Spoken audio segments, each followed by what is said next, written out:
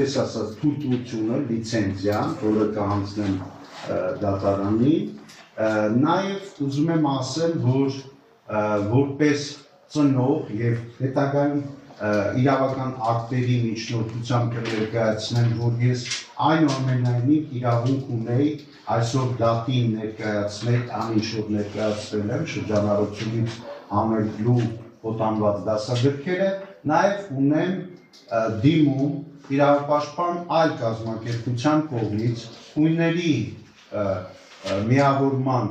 նախագահի կողմից, իրավապաշտպան նախագահի կողմից, որը իզորու է ներկայացնել այսօր հույն երեխաների իրավունքները, ունենալով նաև որոշակի դիմումներ, նաև ունենալով կողմից, որը հույն է, պարոն Պոլատովի կողմից, նույնպես ստորագրված ձեզ կհանձնեմ մի փոքր ուշ այդ փաստաթղթերը։ Այսքանը։ Այսպասով միանգամից մի հարց,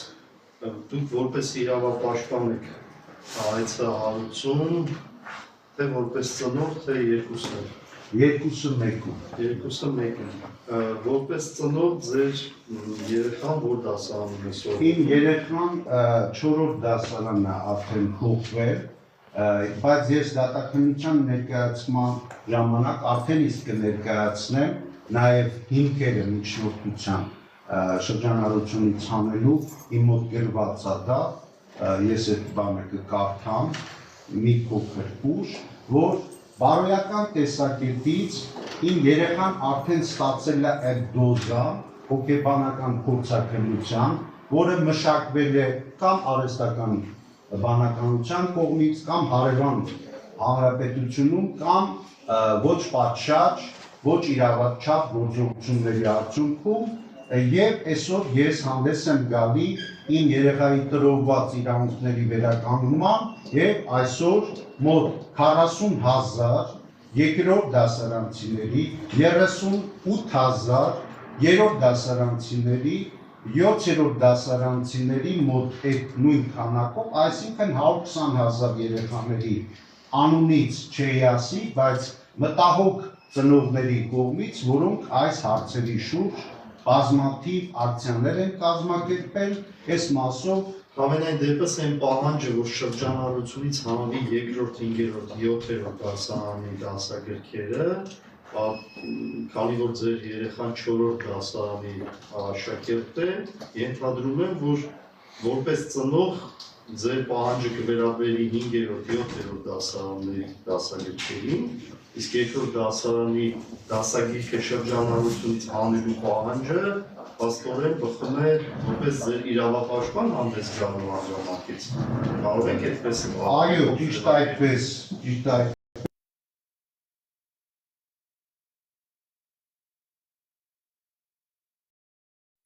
Ելնելով, նաև իմ երեխայի մասով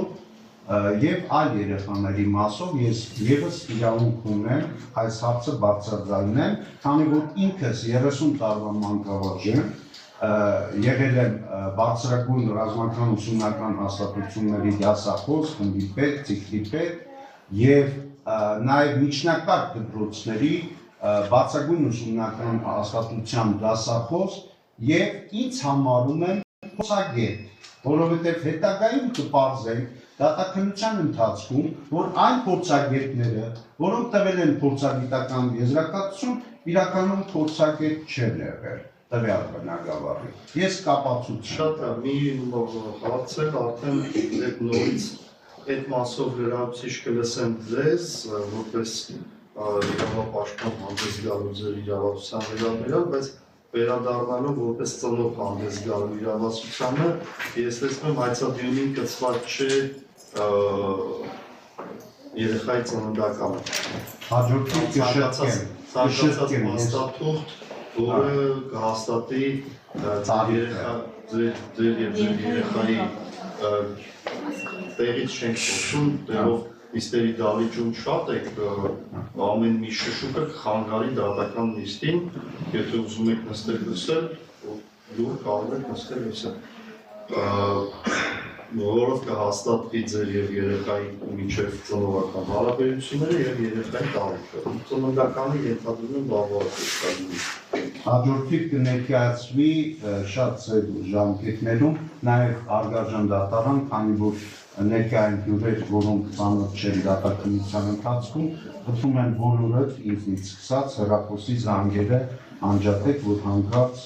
մեր մոտ խափանում չլինի այդ մասով։ Սա ուրեմն լրացուցիչ ապացույց ներկայացնելու անհրաժեշտություն ունենք եւ մի հարց է, որը նախնական դատական նիստում եմ տվել, բայց հիմա այն կկրկնեմ, կապված է ձեր պահանջի ձևակերպանների կապված, քննարկեցինք նախնական դատական նիստում, որ կա հրամաններ, կա նախարարի հրաման այս դասագրքերը շրջանառության մեջ դնելու վերաբերյալ։ Նախարարի հրամանը չեք վիճակում այս գործով, այլ պահանջում եք, ինչպես դուք եք նշել, հետ կանչել դասագրքերը, պարտավորեցնել նախարարությանը շրջանառությունից հետ կանչել 3 դասագրքերը։ Նորից եմ այս հարցը ուզում բարձրացնել եւ լսել ձեր բարձրաբանումները, ինչի չեք վիճակում այն հրամանը, որով սրանք դրվել են շրջանառության, հատկապես որ ձեր խոսքում ես լսեցի այն միտքը, որ փորձաքննությունը կարծում եք, որ ճիշտ չի իրականացվել, որովհետև մասնագետները ճիշտ չեն գնահատել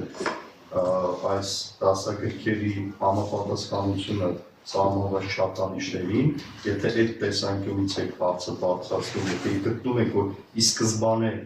այս դասագրքերը չպետք է դրվեն շրջանառության մեջ, ինչի չեք վիճակում այն հրամանը, որով դրանք դրվել են շրջանառության մեջ, այլ պահանջում եք, որպեսզի դատարանը պարտավորեցնի նախարարությանը հետ կանչել շրջանառությունից, եւ երկրորդ այդ հրամանով հաստատված շրջանառության մեջ դասագրքերը հետ կանչելու շրջանառությունից հանելու ինչ իրավական հիմքեր կան։ Իրավական հիմքեր նկատի ունեմ արդյոք կան օրենքով սահմանված այնպիսի դրույթներ, որոնք թույլ են տալիս նախարարին իր իսկ հրամանով շրջանառության մեջ դրած դասագրքերը հետ կանչել այն պայմաններում, երբ այդ հրամանը գործում է ուժի մեջ է եւ դատարանի կողմից անվավեր չի ճանաչվում։ Խնդրեմ։ Բադլարժան դատարան, նախորդիվ ես նշեցի, որ մենք այսօր քննարկում ենք հայցատեսակը, որը ընդունվեց քննարկումից նախանիստի ընթացքում, մենք ընդրեցինք գործողության հայցատիմում, չէ՞, ես չեմ սխալվում։ Ձեր ձևակերպումը համապատասխանում է գործողության կատարմատին, քանի որ չեք ակնկալում, որ նոր հրաման պետք է ընդունի, նոր որոշում պետք է ընդունի, ես այդ հարցն եմ բարձրացրել, եթե հիշում եք, ես ասել եմ հետ կանչելի ինչ եք պատկերացնում, որոշում նոր հրաման ընդունելու եղանակով, թե ուղղակի ասի հանում ենք շրջանառությունից, սրանից է կապված։ Ես այդ հարցերն եմ բարձրացրել, դուք պնդել եք, ասել եք ինչ գրված է, դա է։ Եթե գրվածով նայենք, դա գործողության կատարման հայց է, դուք եք որոշում հայցատեսակը եւ պահանջի ձևակերպումը, դուք որոշել եք այս պահանջի ձևակերպումը, բայց ինքը իր հետ բերում է հարցեր եւ բերում է իմ այդ հարցը։ Եթե չի վիճակվում հրամանը, ուրեմն դի շարժվենք ու կանենք կանխաբարկացով, որ հրամանը ճիշտ է։ Եթե շարժվենք այն կանխաբարկացով, որ հրամանը ճիշտ է, ինչի այդ դեպքում հետ պետք է կանչի շրջանառությունից եւ որ օրենքի որ դրույթի հիման վրա պետք է նախարարը հետ կանչի շրջանառությունից։ Ինքը էլի դուք եք որոշում պահանջը, բայց դա բերում է իմ այս հարցերին։ Ես հասկացա, եթե ներողություն ավելացնեմ, եթե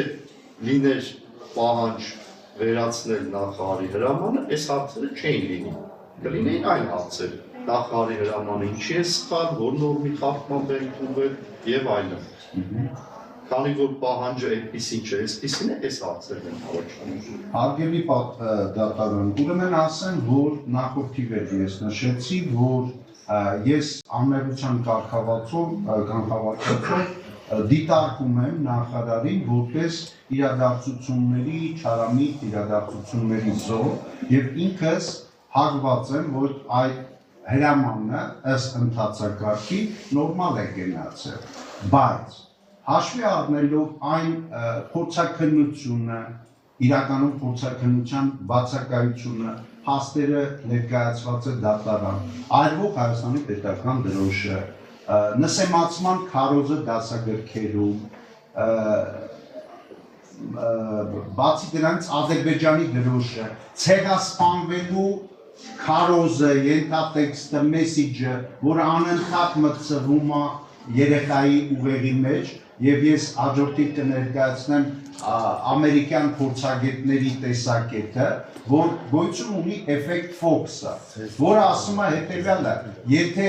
ինչ-որ մի բան է ասում բարձր ամբիոնից, ես միջնորդությամբ առաջարկությամբ դա կներկայացնեմ գրավոր,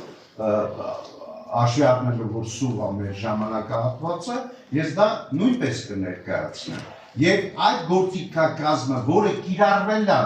լիազորություն պետական կառավարման լիազոր մարմնի կողմից, որը ուղեղի մեջ չի տեղավորվում, որ դա հնարավոր է կատարվել սեփական պետության, սեփական երեխաների նկատմամբ, այդ պատճառով ես չեմ վիճարկում հրամանը։ Իվերջ փորձաքննությունն է, չէ՞ վիճարկում, ասենք փորձաքննությունը սխալ է, այդ ամեն ինչը պետք է փորձագետները տեսնեին, չեն տեսել, արդյունքում փորձաքննությունը սխալ է կատարվել, եթե փորձաքննությունը սխալ է կատարվել, դա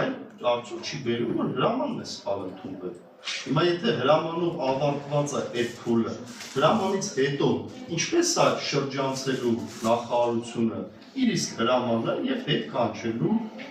ասելու է ինչ փորձաքննությունը սխալ է կատարված դրա հետ են կանչ, եթե փորձաքննությունը սխալ է կատարված, ուրեմն հրամանը պետք է անվավել ճանաչի, չէ՞ կարծում։ Ասեմ, որ դրա հիմքերը ես ներկայացրել եմ նախարարությանը, որ ինքը սխալ ճանաչի, ոչ իրավաչափ ճանաչի այդ հրամանը եւ իմ լիազորությունների ներքո ես դիմել եմ եւ պետական վերահսկողական ծառայությունը, պետական միջոցների գնումների մասին, օրենքի խափանումներով, որոնք դատաքննության ընթացքում հենց կպարզվեն, դիմել եմ եւ փոխվարչապետին, համակարգող փոխվարչապետին եւ վարչապետին, ում ասեցի դատարանից։ Դատարանին այդ հարցով չեք դիմել։ Չեք ասում դատարանին հրամանը անվավել ճանաչի դատարան։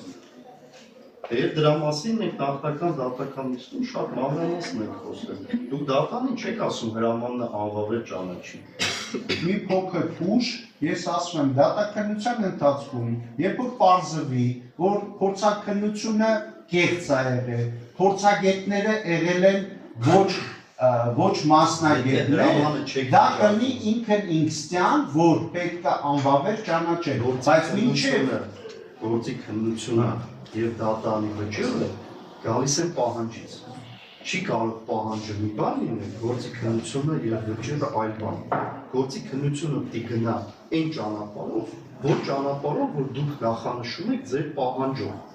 Դատարանը չի կարող ուրիշ բան քննել, քան ձեր պահանջն։ Եվ դատարանը կքններ հրամանի իրավաչափությունը, այդ թվում փորձաքննության համապատասխանությունը կարգով սահմանված ընթացակարգերի, եթե ունենար պահանջ վերացնել նախարարի հրամանը։ Այդ պահանջը չունի դատարանը եւ չի կարող քննել նախարարի հրամանի իրավաչափությունը։ Դատարանը մի բան պետք է քննի։ Ձեր պահանջի հիմնավորվածությունից, ձեր պահանջը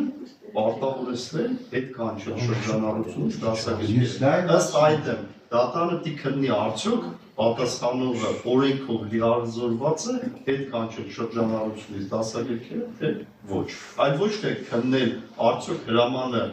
եւ հրամանի հիմքում ընկած փորձաքննությունը համապատասխանում է օրենսդրության չափանիշներին, թե ոչ։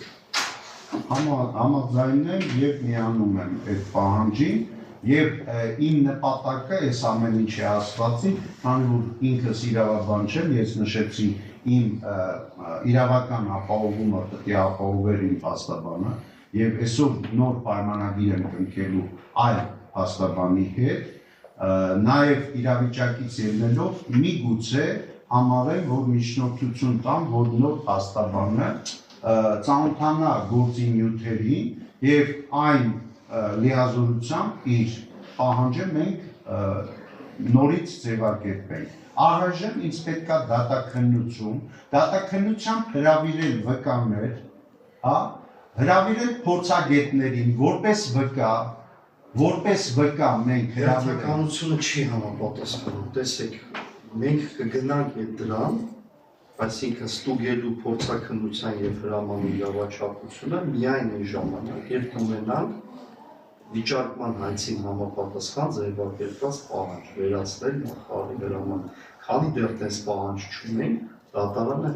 չի կատարելու այնպիսի դատավարական գործողություններ, որոնք միտված են մի հրամանի իրավաչափության ստուգման, որը չի վիճարկվում գործով։ Ուզում եք քննարկենք ժամանակ տրամադրելու հարցը, որպեսզի եթե պատրաստվում եք փաստաբան ներգրավեք, մտածեք, քննարկեք, թեպետ փուլը անցել ենք, փուլը հայցի առարկայի փոփոխման մինչև դատաքննությունը մենք հիմա դատաքննության փուլում ենք, բայց դուք հնարավորություն ունեք դատարանին միջնորդելու, որ ժամկետի բաց թողնելը հարգելի համարվի, եթե կան հարգելի պատճառներ։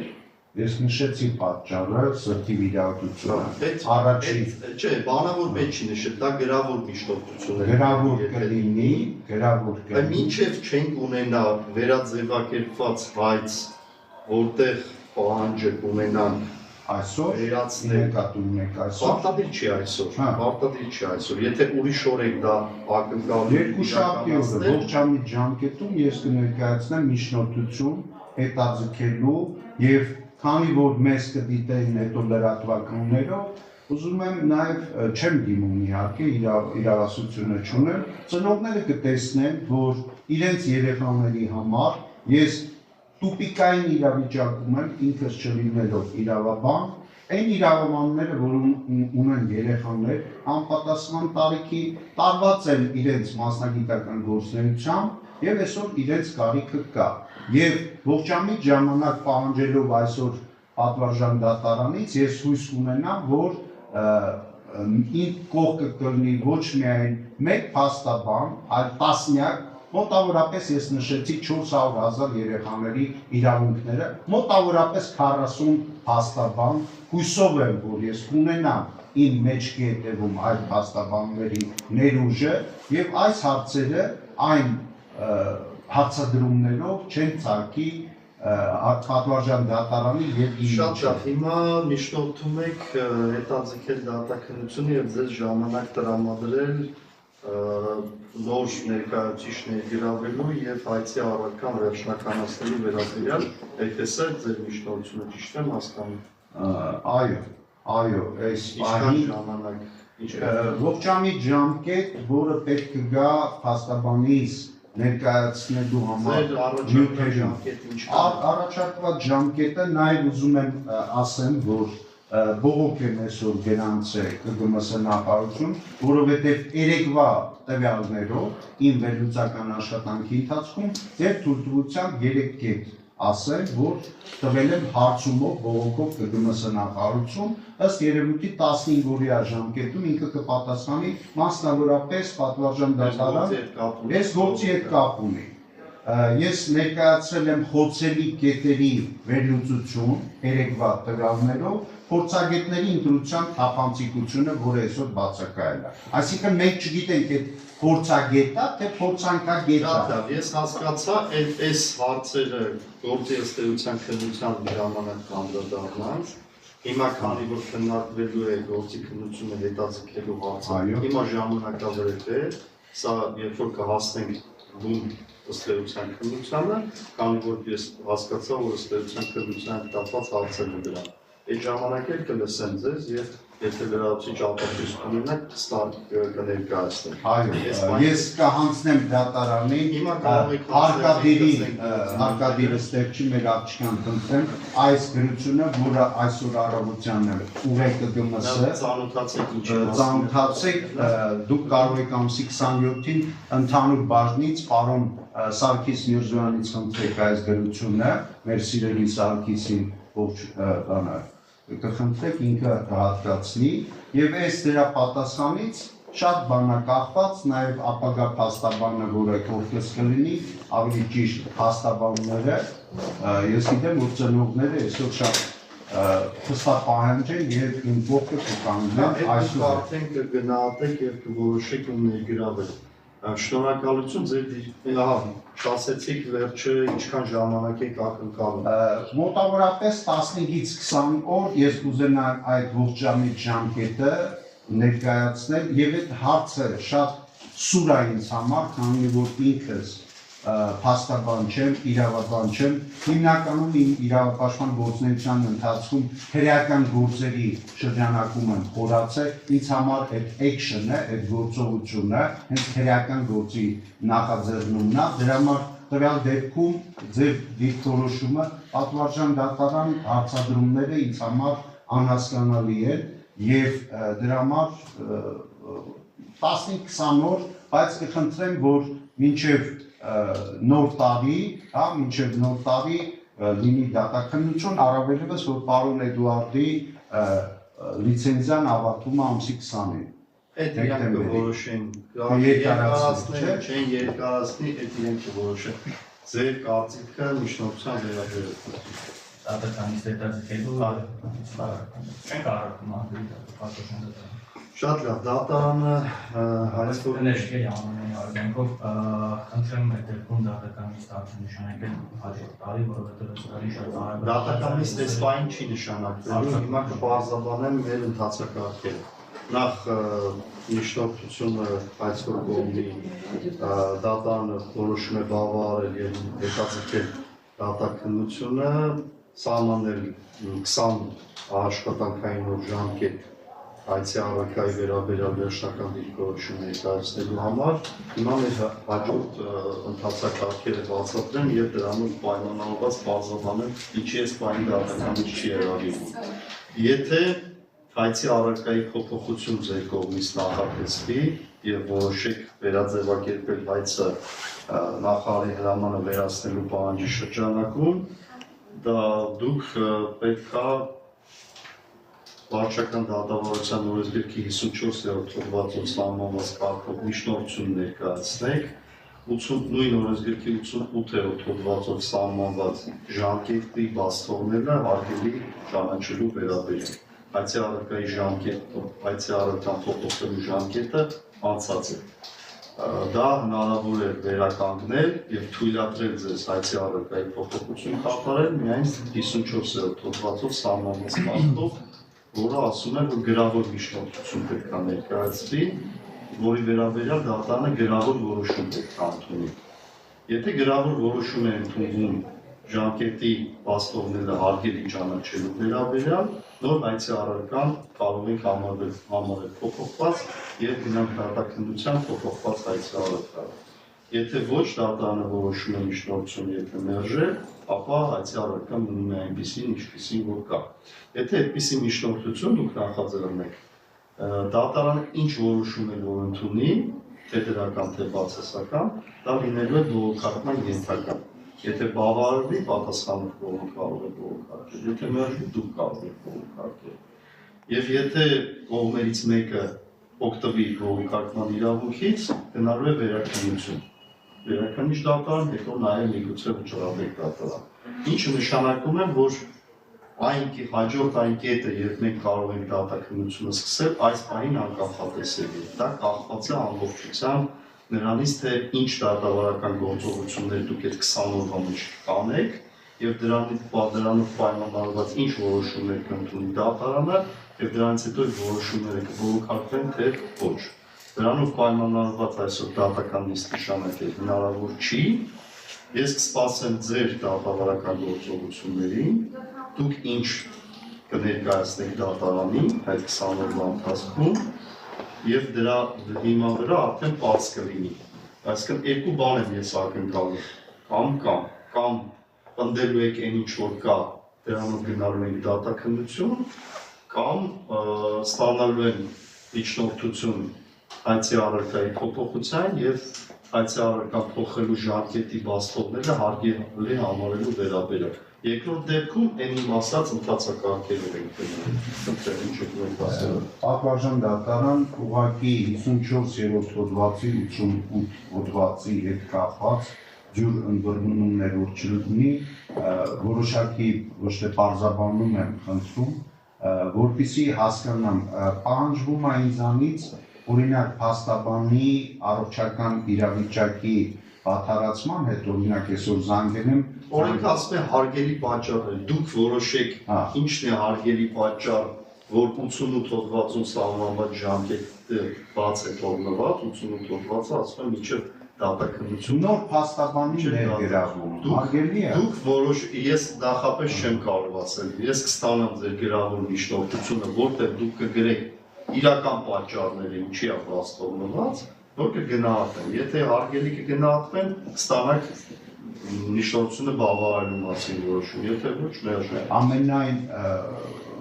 երկրորդ հարցադրումը Այդ հարցը պետք է տալիս նոր ներկայացուցիչներին, փաստաբաններին, որ ձեզ որ ես կողմին չեմ կարող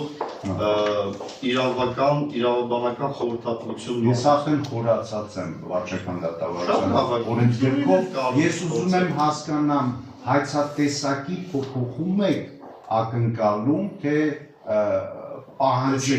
Քանի որ առարկայի փոփոխությունն է բերելու հայցատեսակի փոփոխության Այսինքն դուք միայն հայցատեսակի փոփոխություն չի ստացվի, որտեղ առարկան է փոխվել Հիմա ասում եք պարտավորստեր հետ կանչել դասագրքերը Սա լրիվ ուրիշ բան է ենթադրում, որ դատարանը պետք է ստուգի ինչի մասին քիչ առաջ ես ասեցի Եթե ձևակերպում եք վերացնել նախարարի հրամանը, լրիվ ուրիշ քննություն է ենթադրել։ Դրա համար սա առարկայի եւ հիմքերի փոփոխություններ կարող է ենթադրել։ Փոքրիկ բացատրություն էլի, ասենք, այս իրավաբանական ձևակերպումների մեջ արգելի մասնակիցներ այսօրվա, որոնք այսօր մասնակցում են դատաքննությանը, պետք է հասկանանք հետեւյալը, արկայա հանցագործություն Ի վերջո, ինչ որոշում կկայացնի դատարանը, կախված է ինչ ճանապարհով կգնան մեր երեխաները եւ մեր երկիրը։ Ես հարցը հասկացա, ուղղակի ամեն դեպքում դա դատավարական ընթացակարգ է եւ դատարանը գործելու է օրենքով սահմանված ընթացակարգերին համապատասխան։ Արդեն ես մանրամասն բարձրացնեցի եւ պահանջի ձևակերպումների նշանակությունը եւ դրանց հետևանքով թե որ պահանջի ձևակերպումը ինչ քննություն է ենթադրվում։ Դատականիստները բարձրաբանել, հիմա էլ բարձրաբանում ժամանակին տրամադրում են դրացիչ, վերջնական որոշեք, կլինի պնդում այս հայցապահանջի, սենց կքննենք, կլինի փոփոխություն, ընթացակարգերով կգնանք։ Եթե թույլատրվի վերջո, կքննենք նոր պահանջի սահմանելու, չի թույլատրվի, պետք է գանք այս պահանջի։ Դատականիստը այդ բանը պատված։